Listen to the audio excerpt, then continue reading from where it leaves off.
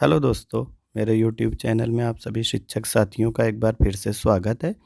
आज हम इस वीडियो में बात करेंगे उत्तर प्रदेश विधानसभा सामान्य निर्वाचन 2022 के लिए जो विवरण का प्रारूप 2 आया है, उसको कैसे भरें और उसकी डिटेल्स कहाँ से प्राप्त करें।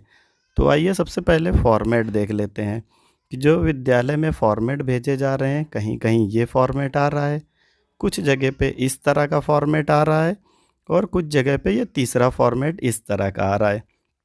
लेकिन सभी फॉर्मेट में लगभग लगभग समान जानकारी मांगी गई है, जो हम आगे एक एक करके देख लेंगे कि कैसे भरी जाए। अब सबसे पहले इसके लिए जो दिशा निर्देश हैं, इनको कुछ पॉइंट देख लेते हैं। तो इसमें मुख्य रूप से यही कहा गया है पॉइंट में कि जो भी आप डिटेल भरेंगे 1 अगस्त 2021 के अनुसार भरेंगे, और अगर कोई कर्मचारी चतुर्श्रेणी सफाई कर्मचारी है तो वो अपने नाम के साथ अपनी आईडी भी डालेगा।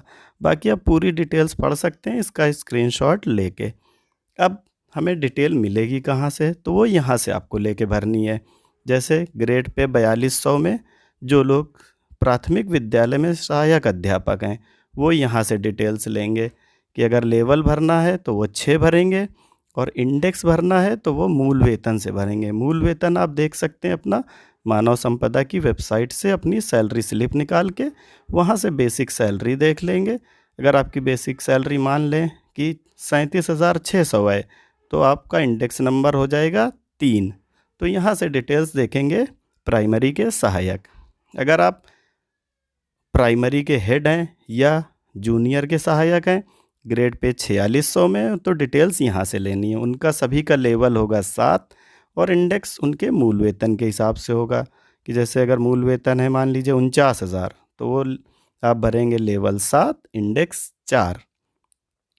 अगर आप ग्रेड पे 4800 में टीचर हैं यानी जूनियर हाई स्कूल में हेड हैं, तो आप डिटेल यहाँ से भरेंगे। ग्रेड पे 4800, लेवल आपका रहेगा 8, और मूल वेतन के हिसाब से जैसे मूल वेतन अगर आपका 53,600 है तो आप रखेंगे इंडेक्स 5, लेवल 8 इंडेक्स 5, मूल वेतन 53,600।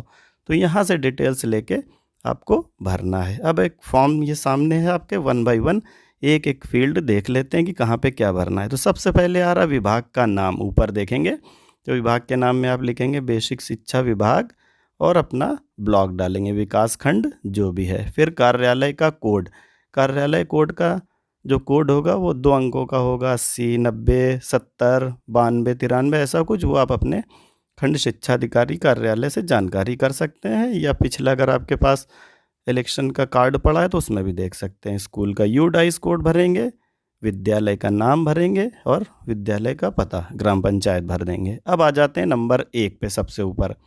पहले अपना नाम लिखेंगे, नाम के बाद पद लिखेंगे। पद प्रधान अध्यापक हैं, सहायक हैं, जो भी हैं वो लिख देंगे 2 नंबर में।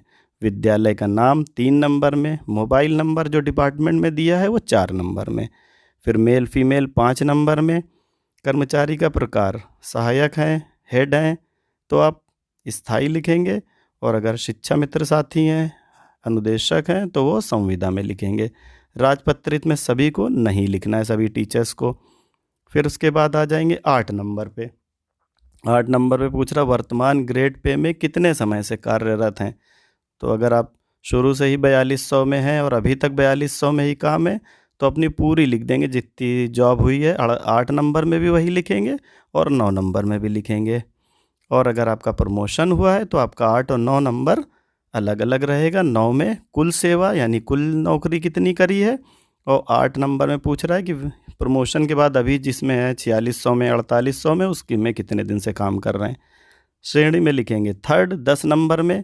फिर आ जाता है 11 नंबर। 11 नंबर में पूछ रहा है वर्तमान पे बैंड छठा वेतन आयोग का। तो यहाँ पे छठा वेतन आयोग की भी डिटेल मांगी गई है, 7वें की, कि जिनको सैलरी छठे वेतन आयोग के अनुसार मिलती है वो छठे की डिटेल भरेंगे, और जिनको 7वें के हिसाब से मिलती है 7वें की भरेंगे। क्योंकि कुछ भी ये सभी विभाग के लिए प्रपत्र है, तो कुछ विभाग में छठा वेतन आयोग है, कुछ में 7वां। अपने विभाग में 7वां वेतन आयोग लग चुका है, तो आपसे 7वें वेतन आयोग की जानकारी मांगी गई है और छठे की भी मांगी गई है, तो आप छठा भी भर सकते हैं। तो वर्तमान पे बैंड छठा वेतन आयोग के हिसाब से है, तो पे बैंड में आप लिखेंगे 9300 से 34,800 जो आपके देखेंगे अगर पहले पड़ा भी होगा कुछ लोगों के अपॉइंटमेंट लेटर में। तो 9300 से 34,800 भरेंगे 11 नंबर में। 12 नंबर में वर्तमान पे ग्रेड पे जो है तो 12 नंबर में 4200 आ जाएगा अगर प्राथमिक में है। प्राथमिक के हेड हैं या जूनियर के सहायक हैं तो 4600 और जूनियर के हेड हैं तो 4800। स्केल में वही आएगा जो आपका पे स्केल है कि अगर प्राथमिक में है, प्राथमिक में सहायक है तो 9300 से 34,800 होता था सिक्स में, जो कि अभी नहीं है क्योंकि अब सेवन्थ लग चुका है।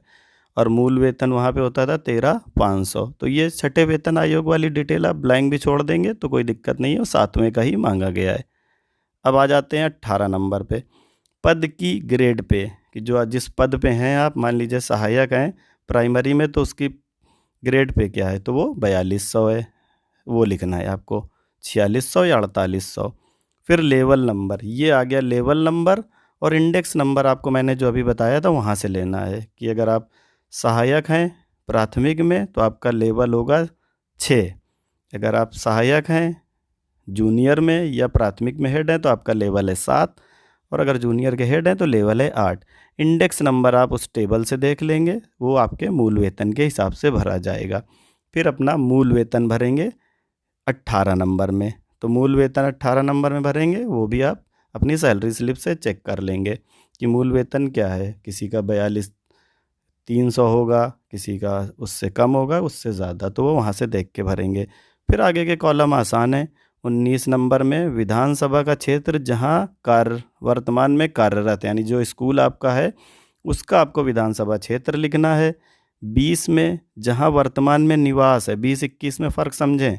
20 कह रहा निवास है जहाँ, यानी अगर आपके किसी दूसरे जनपद में जॉब कर रहे हैं, अपॉइंटमेंट है और वहीं पे आप निवास कर रहे हैं, जिस जगह पे एरिया पे आपने रूम या घर ले रखा है किराए पे, तो वहाँ पे आप वहाँ का आपको विधानसभा क्षेत्र देना है। और 21 में देना है आप जिस जनपद के हैं, विधानसभा क्षेत्र का नाम जहाँ का मूल निवासी है, ये आप 21 में लिखेंगे। और जो लोग उसी जनपद के हैं तो वो सेम रहेगा उनका घर और निवास।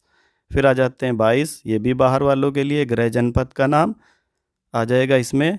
क्या कर्मचारी 3 वर्ष है, अगर आपको 3 वर्ष हो चुके हैं जॉब करते तो आप यहाँ पे हाँ लिख देंगे, नहीं तो नहीं लिख देंगे।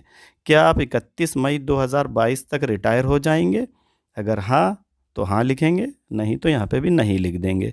फिर उसके बाद ये 25 नंबर कॉलम थोड़ा समझने वाला है।